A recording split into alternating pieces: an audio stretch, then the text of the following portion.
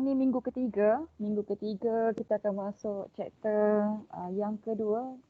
So nota saya dah bagi pagi tadi, chapter 2 iaitu tajuk dia Control of Accuracy. So nampak kan saya ada share slide ni. Dan dalam WhatsApp group pun saya ada bagi soalan tutorial, okay, yang mana kena buat lah. Okay, dan sebelum saya start kelas macam biasa, attendance saya akan ambil nanti. So pastikan nanti di akhir kelas tolong tulis nama dan juga nombor matrik lepas kelas nanti. Bukan sekarang. Okay, dan yang kedua saya record untuk rujukan mana-mana pelajar yang tak masuk kelas. Okay, dan yang ketiga sila siapkan tutorial 2 ni. Okay, dan hantar selewat-lewatnya esok. Okay, so tajuk chapter kedua ni dia sikit je. Okay, jadi untuk dalam masa sehari lah kot, sehari ataupun 2 hari, awak boleh siapkan tutorial ni. Okay, so untuk yang keempat, makluman yang keempat, dah maklum ke belum untuk masuk ke tati ataupun pelajar kanan boleh masuk ke tati bermula 17 Oktober. Ada dapat tak makluman tu? Dah. Okey, tahu dah. Okay, right. So, saya ada bagilah dalam ruangan chat memo, okey, memo kecil ni. Okey, di mana untuk semua pelajar kanan boleh masuk ke tati bermula 17 Oktober iaitu hari Sabtu. Jadi kita akan ada online learning untuk discrete math ni lagi 2 minggu lah. Okay, sampai minggu ke-5 kita belajar online. Masuk minggu ke-6, okay, untuk tajuk discrete matematik kita akan jumpa kat kelas seperti biasa. Okay, so bermula pada minggu ke-6 iaitu hari Rabu untuk 25 ke 24 macam tu lah. Okay, so ni makluman yang keempat lah. Right, so kita akan teruskan dengan tajuk yang kedua. So yang ni sikit je. Mungkin saya akan habis awal untuk bagi laluan pada awak untuk siapkan tutorial lah. Okay, so chapter 2 ni dia lebih kepada kita nak kira accuracy ataupun precision, ketepatan untuk sesuatu nilai. Okay, so dalam ni awak boleh baca lah. So chapter learning outcome, apa yang kita akan dapat daripada tajuk 2 iaitu control of accuracy. Yang pertama sekali macam mana kita nak determine ataupun kita nak tentukan number of significant figure. Okay, ataupun biasanya significant figure ni saya ringkaskan menjadi SF lah. Ataupun kita sebut sebagai nombor bermakna. Okay, dia berbeza dengan decimal places, titik perpuluhan. Sebab titik perpuluhan kita akan kira nombor tu selepas titik. Contohnya 4.321. So kalau ikutkan nombor ni 4.321, kita boleh katakan sebagai 3 tempat perpuluhan ataupun 3 decimal places. Kenapa kita kata panggil decimal places? Sebab selepas titik dia ada 3 digit. Iaitu 321. So itu adalah 3 decimal places. Tapi kalau in terms of significant figure, kita tak kira titik perpuluhan tu. Kita akan kira digit yang terlibat. Maksudnya 4 ni 1 digit, 3 ni 1 digit, 2 ni 1 digit dan 1 ni 1 digit. Maka 4.321 adalah 4 angka bererti. So kita katakan sebagai 4 significant. Okay. So beza decimal places tempat perpuluhan dengan significant figure. So nanti kita akan tengoklah macam mana kita nak tahu ataupun nak kira apakah nilai untuk significant figure. Okay, yang kedua kita nak apply rounding rules. Okay, rounding ni maksudnya kalau dalam bahasa Melayu bundar. So kalau kita ada nilai, awak nak bundarkan kepada puluh yang terdekat. So dalam tajuk ni lah kita akan tengok macam mana kita nak bundar ataupun kita nak chopping. Okay, yang ketiga kita nak bezakan nilai asal, exact value nilai asal dan juga nilai anggaran ataupun uncertain value. So exact ni nilai asal, uncertain ni adalah nilai anggaran. Okay. Dan yang keempat, macam mana kita nak kira persen anggaran tu. Ataupun lebih kepada nak kira error. So dalam topik ni ada 4 benda je. Kita nak tentukan significant figure. And then yang kedua, nak tengok macam mana kita nak bundarkan suatu nilai. And then nak bezakan antara nilai asal dan juga nilai anggaran. Kemudian bila kita dah tahu dah nilai asal dengan nilai anggaran, kita nak kira error. Okay, so 4 benda ni je lah yang kita akan belajar dalam tajuk chapter 2. Okay, so definition untuk accuracy and precision. Accuracy ni ketepatan, okay. Precision ni apa tu precision? Apa tu nak Allah tangku nama apa dah? Precision adalah ketepatan dan kepakaran kan. Precision ni. Tapi kita lebih kepada accuracy lah. Accuracy ni ketepatan sesuatu nilai. Awak kan pelajar komputer. So biasanya kalau awak guna coding ataupun awak guna programming untuk cari suatu nilai dalam komputer, kalau nombor pecahan biasanya dia akan bundar kepada perpuluhan. Jadi dekat situ akan ada isu accuracy. Kita nak kira nilai asal dan juga nilai anggaran yang telah diberikan oleh komputer. Jadi dia lebih kepada accuracy lah. Okay, so ni definition, sekadar definition sahaja. Okay, so kita pergi kepada learning outcome yang pertama. Macam mana kita nak tentukan angka bererti ataupun dikenali sebagai significant figures. Okay, so significant figures adalah nombor yang kita guna dengan yakin lah, confidence. Contohnya nombor tu bila dibagi dalam angka puluh ribu, kita akan katakan itu sebagai 5 angka bererti. Okay, so untuk kenal pasti identifying significant figure, kita nak katakan dia tu sebagai 3 ke 4 ke, dia ada rules dia lah. Okay, rules ni macam mana kita nak kenal pasti. So yang pertama sekali rules dia, mestilah significant figure ataupun angka bererti tu terdiri daripada nombor yang non-zero, digit yang start daripada 1 sampai 9. So kalau nombor 1 sampai 9, 1, 2, 3, 4, 5, 6, 7, 8, 9. Okay. So nombor-nombor tu dikenali sebagai bererti ataupun significant. Contohnya, kalau nombor yang dibagi tu 56. Okay. Ni 56 ni. So kalau 56, dia punya significant figure ada 2 lah, iaitu satu tu 5 dan satu lagi 6. Okay, alright. So untuk 123.45, okay, perpuluhan tu kita abaikan So semua ni digit yang terdiri pada nombor 1 sampai nombor 5 ni, dia akan memberi maksud 5 significant figure. Sebab kita akan kira satu-satu. 1, 2, 3, 4, 5. Jadi dia adalah 5 significant figures. So mana-mana nombor yang terdiri daripada 1 hingga 9 dikenali sebagai angka bererti. Okey. Yang kedua, ciri-ciri yang kedua, nombor sifar, zeros zeros ni maksudnya sifar.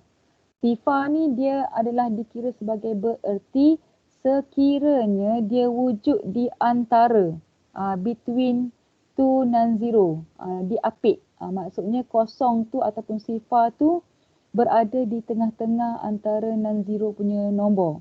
Contohnya macam ni, 101.902. Okey, so kalau ikutkan kosong tu adalah zero kan. Jadi disebabkan dia diapit oleh 2 non-zero, satu antara satu ni, maka dia dikenali sebagai angka bererti juga. So 101.902 adalah 6 significant figure. Okey, ataupun 6 angka bererti sebab kita counting sifar tu sebagai significant. Okey, diapit lah. Okey, so ni tak ada masalah lah. Okey, ataupun kalau saya bagi nombor contohnya 1001. So ni sifar yang berada di antara satu ni adalah significant figure. So kalau kita nak tahu berapa dia punya angka bererti, so kita akan counting lah. 1, 2, 3, 4, 5. So itu adalah 5 significant figure. Okey. Yang ketiga, rules yang ketiga, Leading zero, okay, leading zero ni maknanya sifar yang berada di hadapan adalah bukan significant figure.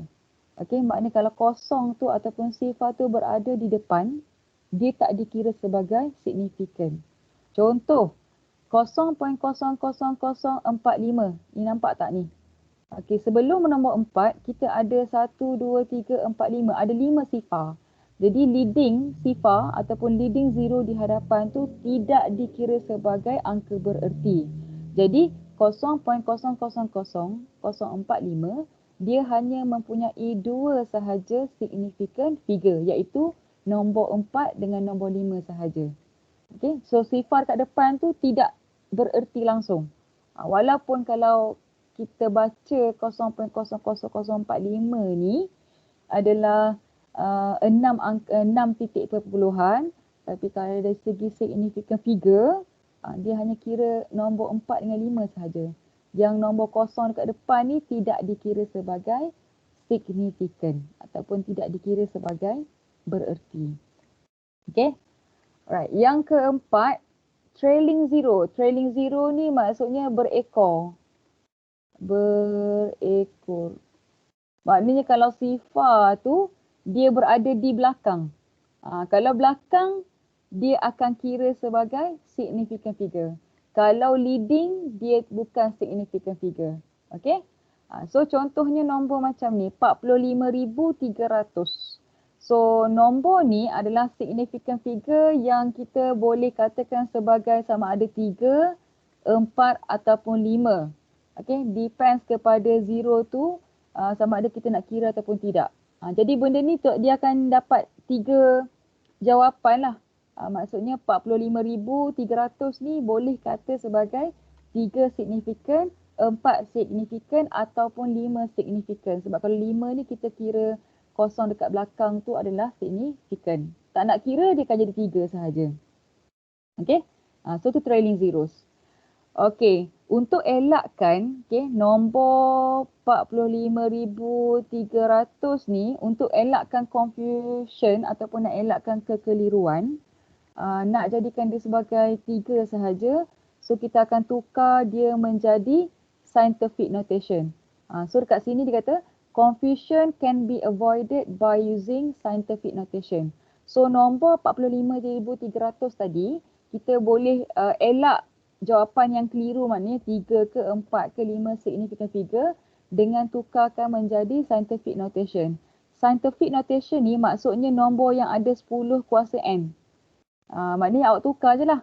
So kalau 45,300 ni, kalau awak tukar jadi scientific notation, okay, kita akan bundarkan menjadi 4 titik perpuluhan. Okay, belakang 1, 2, 3 dan 4. So dia akan dapat kat sini 4.53 darat 10 kuasa berapa? Tadi kita bundar berapa? Kita anjakkan berapa? 1, 2, 3, 4. So dia akan jadi 4.53 darat 10 kuasa 4. So bila kita tukar jadi scientific notation ni, maka significant figure tu kita hanya identify daripada nombor kat depan ni sahaja. So barulah kita kata dia sebagai 3 angka bererti ataupun 3 significant figure. Okay? Jadi kat sini saya dah tunjuklah contoh dia. Yang ni kalau kita letak 4.53 darab 10 kuasa 4, maknanya dengan confidentnya kita akan kata itu sebagai 3 significant figure. Kalaulah awak tambah 4.530, ada kosong kat belakang kan, tapi dia tetap tak lari nilai dia. Dia akan jadi 4 significant figure. Sebab trailing zero dikira sebagai nombor bererti. Okay? Kalaulah awak letak belakang tu, trailing zero awak letak 2 lagi kosong kat belakang, so itu dikenali sebagai 5 significant figure. Okay? Jadi kalaulah kita ada nombor yang contohnya 150,000. So kalau dia minta awak nyatakan berapa significant figure, daripada nombor ni adalah 6 significant figure ataupun 5 ataupun 4 ataupun 3 ataupun 2. Sebab dia boleh kira kosong tu nak jadikan significant ataupun tidak. So kita nak elakkan dia punya confusion tu, kita tukar je jadi scientific notation. Dia akan dapat 1.5. Darab 10 berapa? Okey, 10 kuasa berapa nak tukar jadi scientific notation?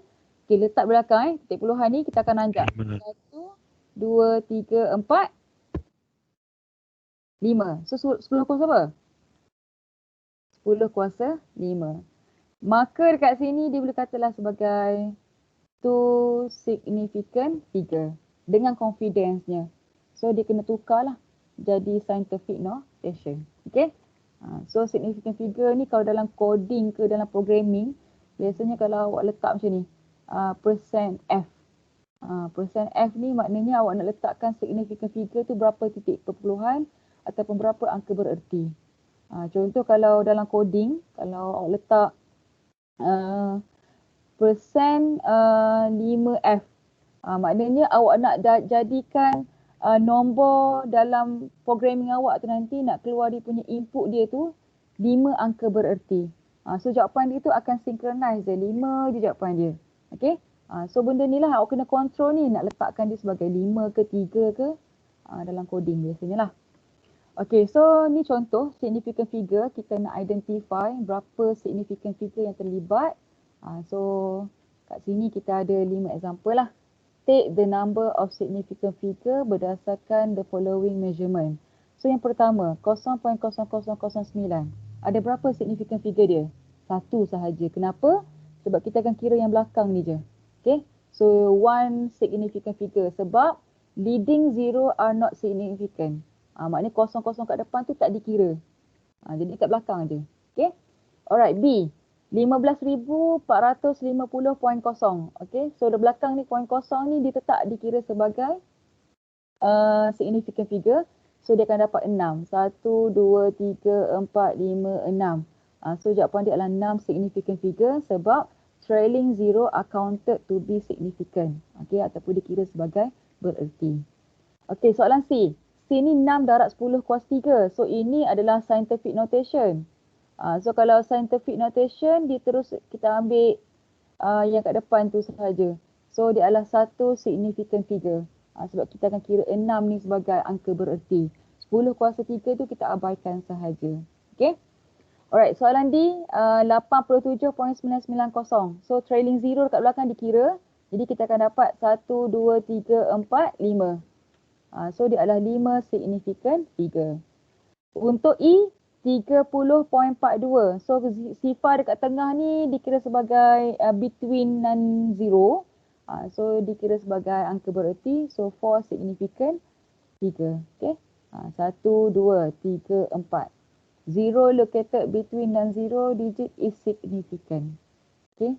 So ingat trailing zero dikira, between non-zero pun dikira, yang leading zero sahaja tak dikira sebagai angka bererti. Okay, boleh So first ni pastikan awak tahulah macam mana nak tentukan significant figure. Okay, example 2. Okay, example 2, yang ni tak ada solution. So nyatakan jumlah angka bererti ataupun total significant figure dalam contoh yang berkenaan. So A, siapa boleh beritahu jawapan? A berapa significant figure dia? 4. Okey, 4, betul? So 4 significant figure sebab leading zero yang 0.0 tu tak dikira. Alright, betul. B, berapa significant figure? 6. Okey, 6, betul. Sebab yang ni zero between non-zero yang kat tengah ni pun dikira. Right. C, 4. okey, 4 significant figure. Sama je dia. D pun sama juga. Walaupun dia 0.0, itu tetap dikira sebagai leading. So D pun sama for significant figure. Betul? Untuk E macam mana E? 6. Okay, right. So kalau awak letak 6 significant figure pun betul. Kalau awak letak 5 significant figure pun betul. Kalau awak letak paling kecil 4 significant figure pun betul. Mana-mana je.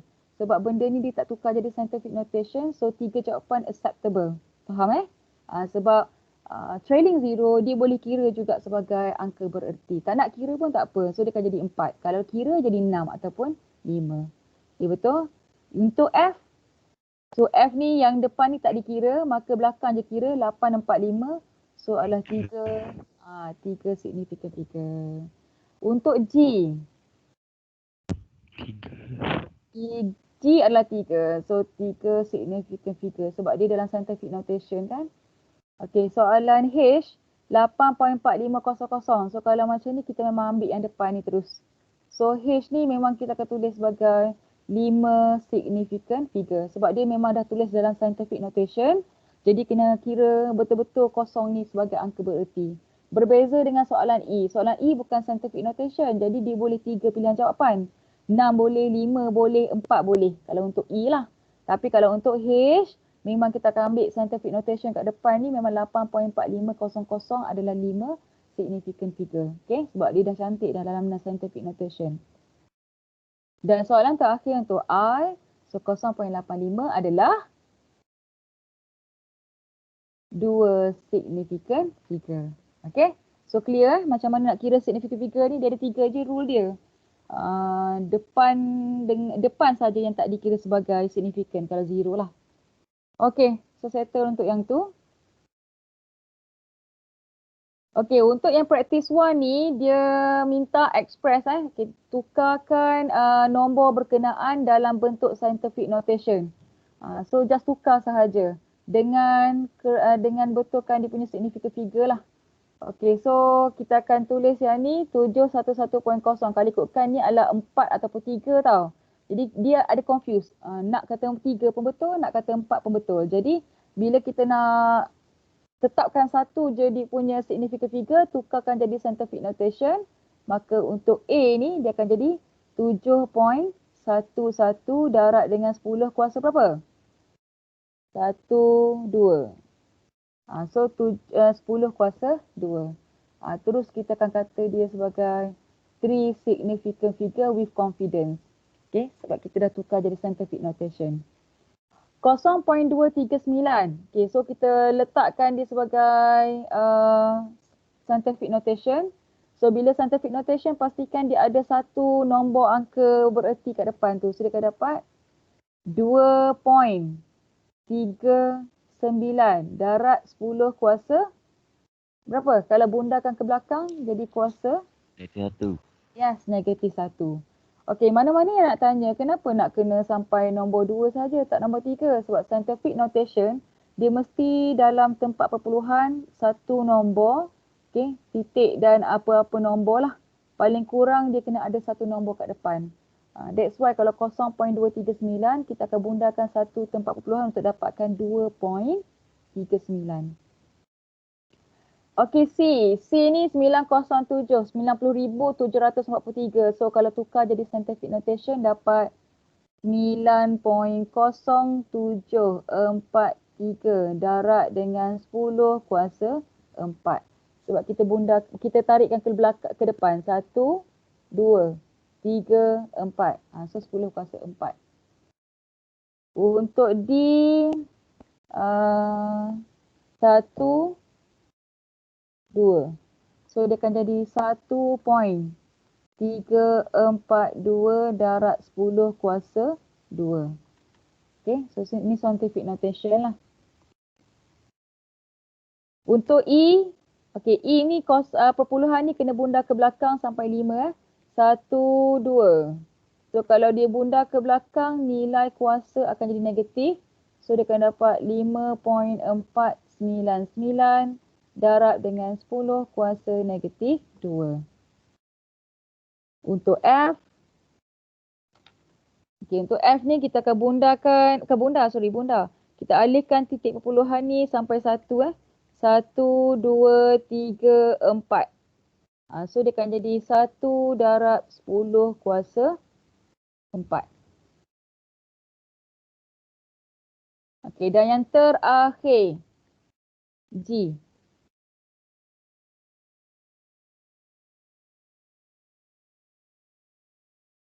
Okay, G berapa G? Siapa boleh bagi jawapan? 7 point berapa?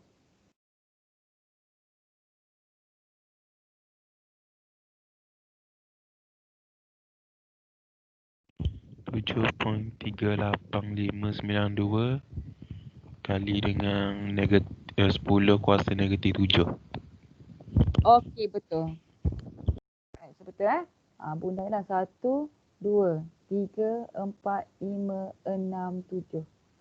So dia bergerak ke belakang maka dapat negatif. Okey, right. So daripada scientific notation ni, okey, awak boleh tentukanlah dia punya significant figure dengan confidence sebab kalau untuk B ni 3 significant figure. Kalau C ada 5. Kalau D ada 4. E ada 4 juga. Untuk F ada 1 sahaja. Satu significant figure sebab dia kira nombor 1 sahaja. Dan G ada 1, 2, 3, 4, 5, 6. So ini adalah 6 angka bererti. Okay, alright. So ni yang pertama lah habis. Macam mana kita nak tahu kiraan significant figure dan macam mana kita nak tukarkan scientific notation. So the rest cuba buat tutorial dan submit esok lah nanti soalan 1 je. Okay, next kita pergi kepada tajuk yang terakhir untuk hari ni. Sikit je tajuk 2 dia just nak tahu pasal significant figure dan macam mana kita nak kira error. Error ni ralat, okay. So bila kita ada bunda apa-apa nilai, okay. So dia akan ada 2 istilah. Satu tu istilah exact value dan satu lagi approximate. Okay, exact ataupun true value. Okay, true value ataupun exact value ni maksudnya nilai asal. So kalau awak dapat suatu nilai asal, okay, kemudian awak bundarkan approximate, bundarkan ke awak tukar bentuk ke, so ini adalah nilai anggaran. So bila awak ada buat satu nilai anggaran daripada nilai asal, maka akan wujud satu istilah iaitu error ataupun ralat. So nak cari ralat, okay, nak cari error ni, awak mestilah tolakkan nilai asal tu tolak dengan nilai anggaran. Baru kita akan dapat dia punya nilai ralat. Sebab dalam komputer biasanya dia macam saya terang tadi lah, dalam komputer kan dia tak boleh letak dalam pecahan, lagi-lagi dalam coding. Jadi bila 1/2, kalau 1/2 tak ada masalah. Kalau 1/2 dalam komputer dia akan baca 0.5. So nilai ni dia memang tak ada ralat. Sebab nilai untuk 0.5 sama je dengan 1/2. Yang jadi ralat bila mana kalau nilai 1/3. 1/3 ni nilai asal. Tapi kalau masuk dalam kalkulator ataupun dalam komputer, dia akan jadi dibaca 0.333333. Dia takkan stop. Sebab memang takkan ada habis lah. Jadi yang nilai asal tu adalah 1/3. Yang ini kita panggil sebagai true value. Sebab memang nilai asal dia dalam pecahan. Tapi bila dalam kalkulator ataupun dalam komputer, dia akan bagi nilai anggaran iaitu approximate. Jadi dia akan ada error lah kat situ. So topik ni kita akan determine ataupun kita tentukan macam mana nak cari error ataupun nak cari ralat.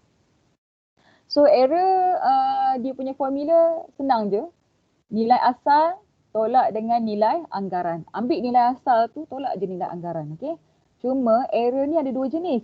Satu tu nama dia absolute error. Okay, bila sebut je absolute error, nilai dia tu mesti akan dapat positif.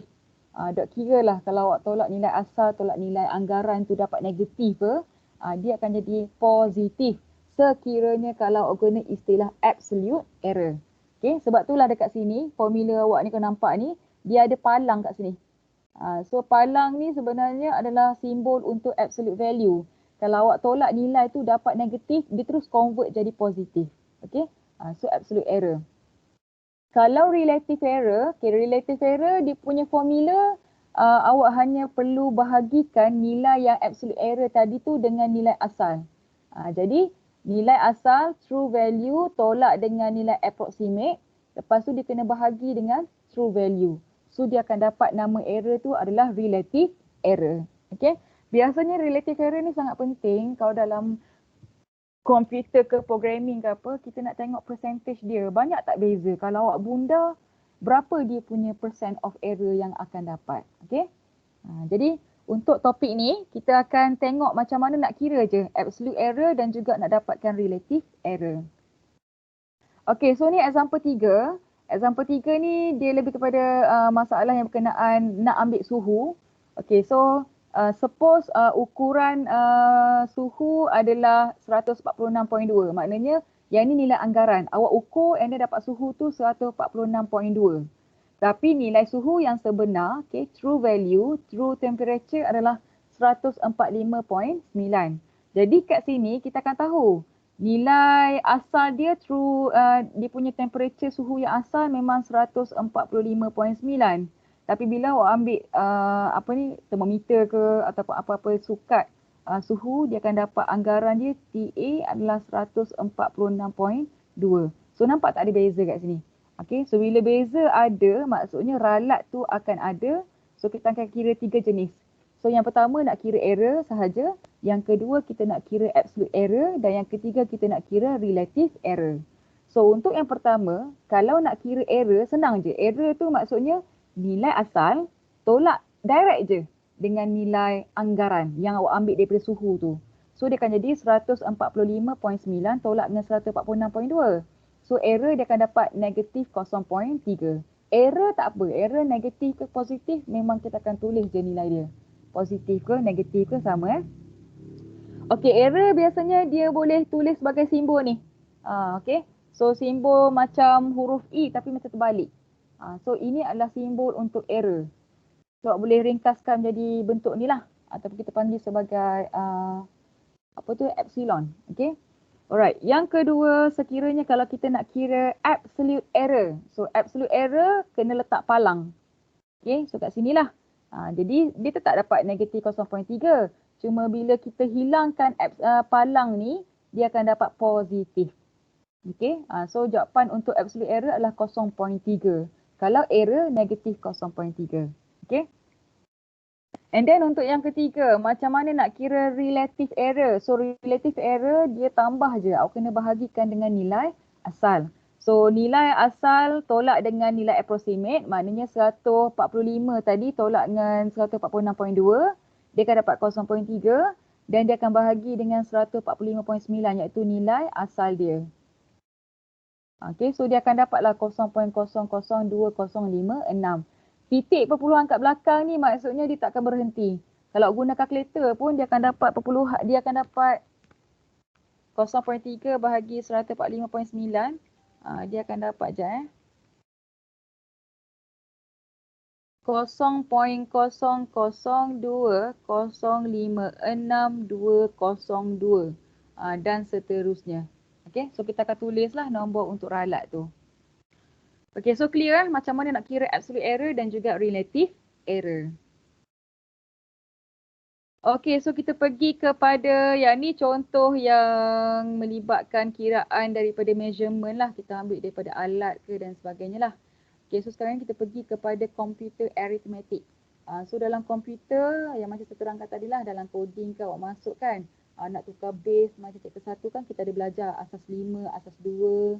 Asas 8, asas 16 kan. Jadi kadang-kadang certain kiraan tu bila awak masuk dalam komputer dia tak boleh represent nombor tu exactly nilai yang sama.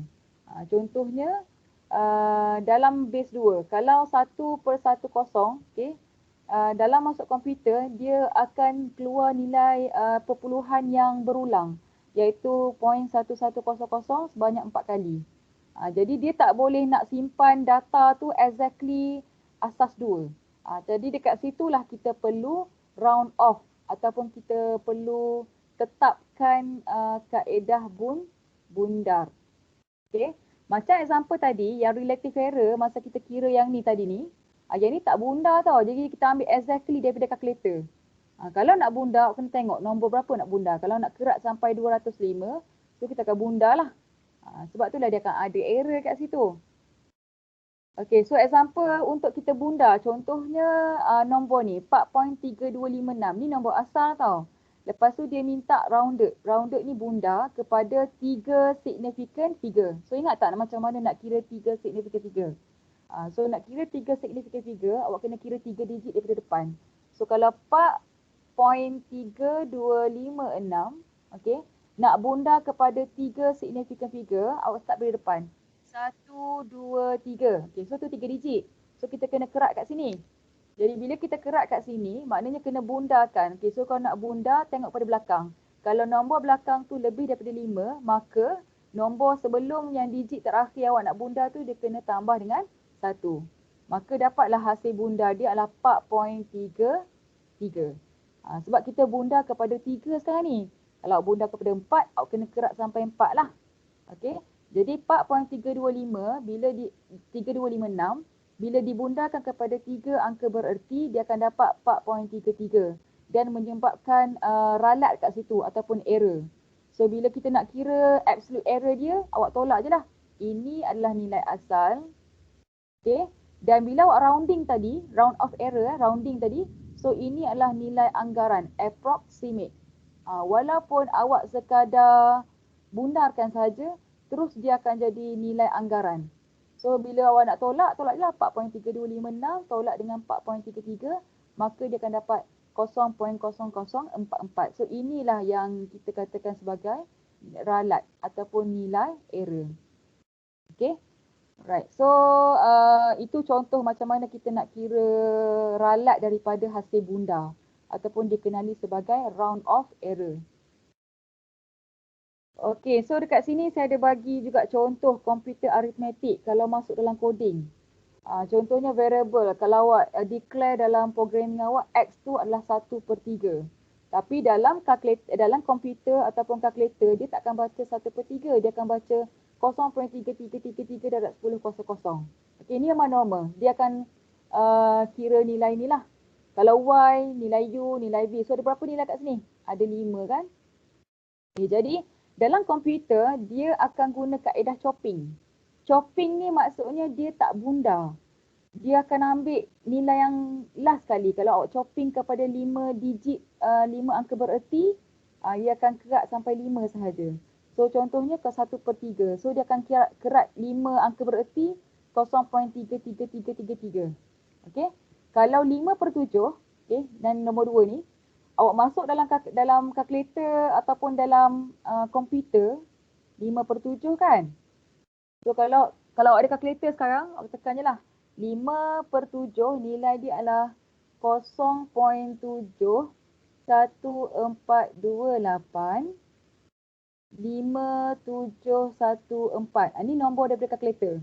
So bila kita nak chopping ni kita kerat. Kita kerat pada 5 angka bererti. So kira lah 5 angka bererti, 0 kat depan tak dikira angka bererti. Dia akan kira start daripada 7. 1, 2, 3, 4, 5. Dia pun kerat kat sini, dia cantas terus. Okey, chopping dengan rounding, beza tau. Chopping ni dia kerat betul-betul tanpa bundar. So bila chopping, dia akan dapat 0.71428. Okey. Berbeza dengan kalau kita buat rounding secara manual. Ni chopping, kalau kita buat rounding, bundar, dia akan dapat 0.7142. Berapa? Belakang ni kan 5. So kalau rounding, dia akan tambah 1. Dia akan dapat 71429. Masalahnya komputer dia tak baca rounding. Dia akan baca yang chopping. Dia kerat betul-betul dekat 5 digit. Jadi itulah yang isunya kalau buat pengiraan guna komputer ke guna kalkulator.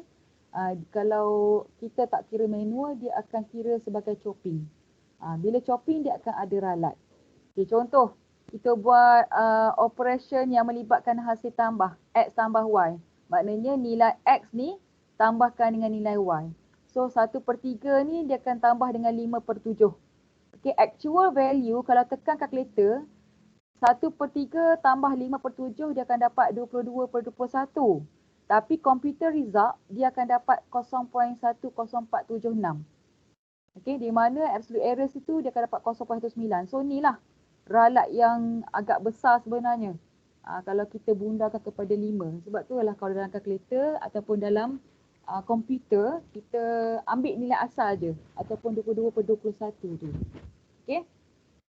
Jadi ini antara contoh-contoh di mana dah masuk je dalam komputer, nilai yang awak masuk tu dia akan dapat dari chopping. Chopping ni dia kerat terus tanpa rounding. Okay, so ni contoh-contoh lah arithmetic punya operation kalau masuk dalam komputer. So kita try tengok example. So dalam tajuk discrete matematik, yang ni dia akan masuk dalam exam nanti. Dia nak tengok je kaedah awak macam mana nak kira guna calculator untuk chopping dan juga rounding. So ingat beza dia. Chopping ni kita kerat teguh, tapi kalau rounding kita bundarkan. Bundar.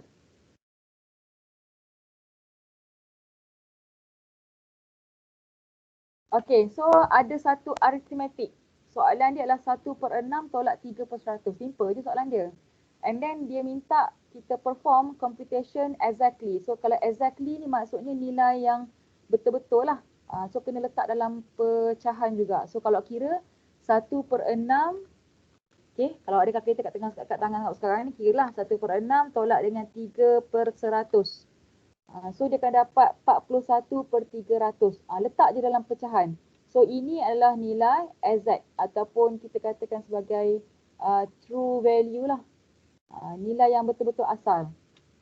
Awak jangan bunda apa-apa, memang akan dapat pecahan. Okay, so settle yang pertama. Exactly ni maksudnya awak dapat daripada calculator pecahan, tulis yang pecahan tu. Okay, yang kedua, okay, kita nak gunakan, nak bundakan kepada 3 significant figure. Bukan bunda, kita nak chopping. So daripada kalkulator awak tu 41/300 awak tukarkan jadi perpuluhan. So bila tukar jadi perpuluhan dia akan dapat 0.136666. Okay, dia non-stop. So bila kita nak guna kaedah chopping, okay, chopping nak berapa? Dia nak 3 sahaja. So kalau 3 angka bererti dia akan start daripada 1 lah. Okay, so dia akan start daripada 1 ni. 1, 2, 3. Chopping. So bila chopping kita kerat sampai sini. Chopping dia tak bunda. Jadi jawapan dia hanyalah 0.136. Itu chopping. Tapi kalau bunda 0.1366, okay, 1, 2, 3. Bundakan kepada 3 angka bererti. So kita kekat sampai sini. So bunda tengok nombor belakang. Kalau lebih daripada 5 dia akan top up 1. So dia akan jadilah untuk hasil bunda adalah 0. Ni bukan 1 ni macam ada space. 0.137. So nampak tak beza dia? Kalau chopping 0.136, kalau rounding bundarkan 0.137. Okey. So ni untuk jawapan B dengan C. So sekarang ni daripada dua cara yang kita buat tu, satu chopping, satu rounding. Chopping ni macam daripada komputer lah. Rounding ni kita buat manual. So D ni dia suruh kira untuk kedua-dua B dengan C ni untuk kira absolute error dan juga kira relative error. So first kali cuba kira untuk absolute error B. B ni maksudnya chopping lah. So tolakkan je nilai exact iaitu 41/300 tolak dengan nilai chopping. Iaitu nilai approximate yang awak chopping tadi 0.136. So dia punya absolute error dia akan dapat 0.000667. Okay, yang tu chopping. And then yang kedua kita nak kira absolute error untuk rounding. So sama jugalah exact dia awak ambil 41/300 tu tolak dengan nilai approximate. Cuma beza approximate awak sekarang ni adalah rounding. So dia akan dapat 0.00333. Walaupun beza kaedah awak chopping dengan rounding, kalau tengok perkiraan ni agak besar lah, hampir separuh dia punya error dia. Ni 667, yang ni 333. Okay. So next kita nak cari relative error. So relative error untuk B, bahagikan je lah. Exact tolak dengan approximate, lepas tu bahagi dengan exact. So dia akan dapat 0.004878. Okey, dan untuk relative error untuk kita bundakan tadi, dia akan dapat 0.002439. Okey. So daripada sini sebenarnya nak kecilkan error ataupun kita nak lesskan, reduce kan, bukan less, kita nak reduce. Reduce ni maknanya kita nak kurangkan error. Okay, better kita kena bundarkan. Sebab apa? Kalau tengok jawapan ni, kalau chopping besar tau jawapan dia, error dia 4878. Tapi kalau rounding, jawapan dia adalah 2439. Okay, so kecil lah, hampir 50% ataupun separuh daripada chopping. Okay, so kita pergi tengok pada praktis sebelum saya stop. Okay, praktis 2. Dia bagi 5/7 tambah 1/3. So ni arithmetic. Ni contoh je lah. So kita nak kira untuk exactly. So cuba bagi saya jawapan. Kalau exact dapat berapa? 5/7 tambah 1/3.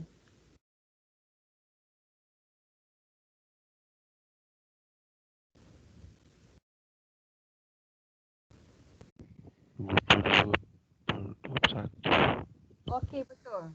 22/21.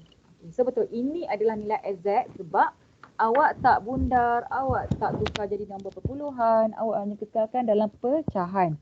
Okey, so betul. Ini adalah exact. Okey, yang kedua. Nyatakan nilai setelah awak chopping kepada 4 angka bererti. Okey, berapa nilai dia? Chopping kepada 4 angka bererti.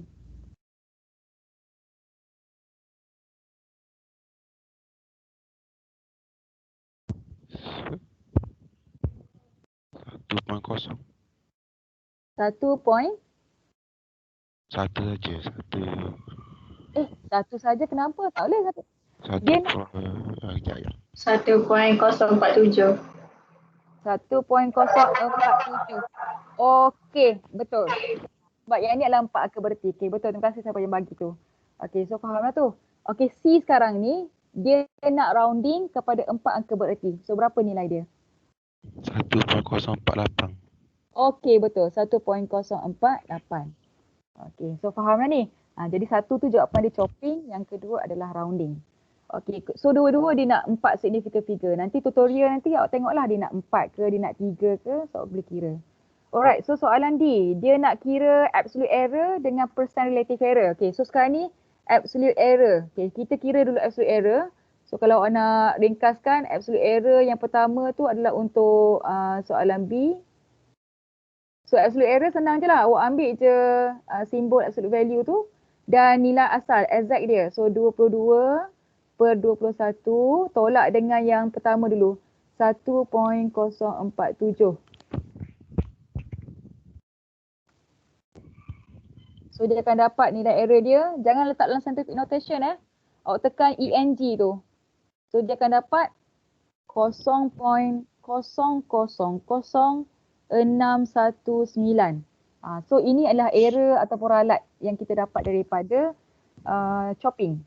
Okay, boleh Ada tak tahu macam mana nak tekan ni 0.00619? Tahu kan? Dalam kalkulator awak tahu? Ada satu button dalam kalkulator tu ENG. ENG ni awak tekan ENG dulu. Kalau dia macam makin banyak scientific notation tu, awak kena combinekan shift and then plus ENG. Nanti dia akan tukarkan jadi nombor perpuluhan 0.00619. Okay? Cuba try. Dapat? Okay. Okay. So sekarang ni awak dah kira absolute error untuk chopping tau. Sekarang ni kita nak kira absolute error untuk yang rounding pula, iaitu untuk C. Jadi sama je lah absolute error. So 22/21 tolak dengan 1.048. Dapat berapa?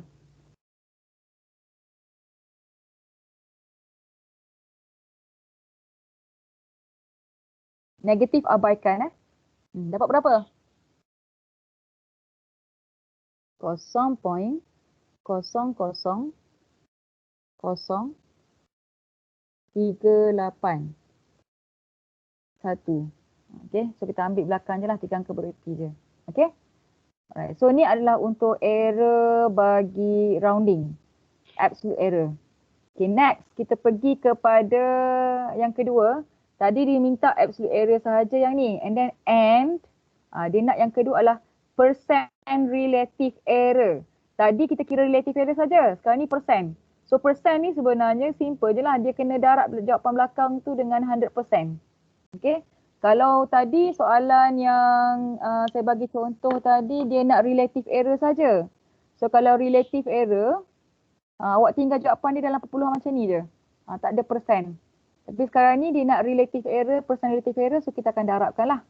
Okay, so pada soalan sama D juga, kita akan percent relative error. So percent relative error untuk B, so kita akan kira lah. Ataupun kita ambil terus je, 22/21 tolak dengan 1.047. Okay. Lepas tu kita bahagi dengan nilai exact dia iaitu 22/21. Okay, so ni relative error formula. So bila nak persen, dia akan darab dengan belakang tu 100%. So kiralah 22/21 tolak dengan 1.047 dan bahagikan dengan 22/21 dan darabkan dengan 100%. So dia akan dapat sini 0.059%. Okay. So ni adalah percent relative error untuk chopping. Untuk nilai yang kita kerat tadi. And then next kita nak cari percent relative error untuk rounding. Kaedah kita bunda tadi pun sama formula dia. 22/21 tolak dengan 1.048. Okay, dan dia bahagi dengan nilai asal iaitu 22/21. Okay, so kita akan darab dengan 100%.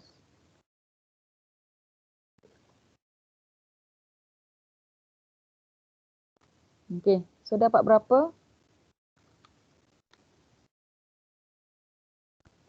0.036%.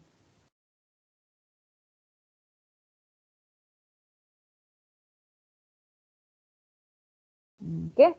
Alright, so nanti kalau dalam tutorial nanti nak kira percent relative error, okay, nak kira percent relative error, pastikan awak darab dengan 100%. Sebab tu nama dia percent relative error. Kalau nak kira relative error saja, yang depan ni. Yang ni relative error macam biasalah, bahagikan dengan nilai asal sahaja. Okay, so setakat ni ada tak soalan nak tanya? So habis kelas kita habis. Apa yang awak perlu buat, sila buat soalan tutorial saya dah bagi dalam WhatsApp group tadi . Ada 5 soalan je. Soalan 1 tu nak tahu berapa significant figure, and then nombor 2 sampai nombor 5 yang kita buat tadi practice, nak tahu chopping, nak tahu nilai rounding, and then nak kira absolute error dan juga relative error. Okay. Soalan nombor 2 dia nak kira relative error dengan soalan nombor 3. Tapi kalau untuk nombor 4 dengan nombor 5, dia nak kira percent relative error macam saya tunjuk tadi. Okay, so saya nak tengok kemahiran menggunakan kalkulator dan juga kemahiran untuk chopping ataupun rounding. Okay, so sila hantar tutorial sebelum ataupun pada esok Jumaat. Okay, dan dikira sebagai attendance . Attendance untuk mana-mana yang tak hadir lah. Okay, ada soalan tak sebelum saya habis kelas?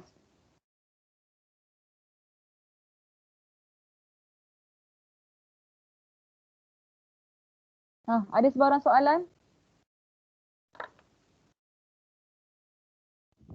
Tak ada.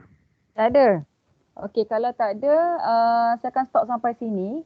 Jadi attendance sekejap . Attendance yang mana join kelas online saya, okey 18 pelajar. Okey, so saya stop sampai sini dulu. Dan make sure nanti tolong hantar tutorial dalam Teams . Tempat yang sama macam hari tu, saya akan kira.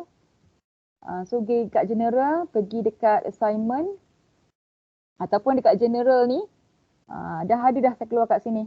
Tutorial 2, chapter 2. So awak submit dekat bahagian assignment nanti. Dan saya akan kira sebagai kehadiran. Okey, so kalau tak ada apa-apa masalah, sebelum saya akhirkan kelas ni, pastikan tulis nama dan juga nombor matrik pada ruangan message dekat bahagian ni.